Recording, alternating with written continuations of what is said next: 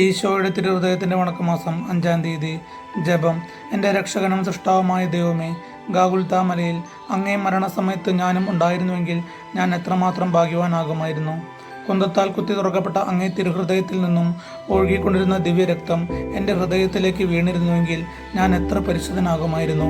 മാധുര്യപൂർണനായ ഈശോയെ, ആദ്യ ബലി ദിവസം ഗാഗുൽത്തായിലെ കുരിശിൻ ചുവട്ടിൽ നിൽക്കുന്നതിനുള്ള ഭാഗ്യം കിട്ടിയില്ലെങ്കിലും അങ്ങേ തന്നെ ദിവ്യപൂജയിൽ നിത്യപിതാവെങ്കിൽ കാഴ്ച സമർപ്പിക്കുന്ന അവസരത്തിൽ കുരിശിന് കീഴിൽ അങ്ങയോടുകൂടി ഉണ്ടായിരിക്കുന്നവർക്ക് ലഭിച്ച അതേ ഭാഗ്യം തന്നെ എനിക്ക് ലഭിക്കുമെന്ന് പൂർണ്ണമായി ഞാൻ വിശ്വസിക്കുന്നു.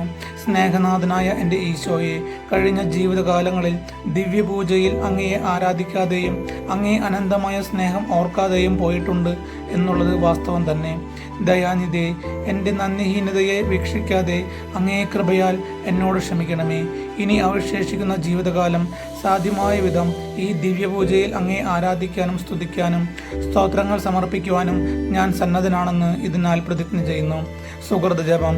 ഈശോയുടെ മാധുര്യമേറുന്ന തിരുഹൃദയമേ, നിന്നെ എപ്പോഴും സ്നേഹിപ്പാൻ എനിക്ക് കൃപ ചെയ്യണമേ.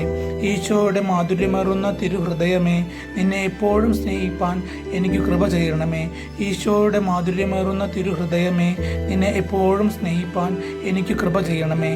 സൽക്രിയ. നമ്മിലുള്ള പാപങ്ങൾ ഏവയെന്ന് തിരിച്ചറിഞ്ഞ് മനസ്താപപ്പെടുവാൻ ശ്രമിക്കാം.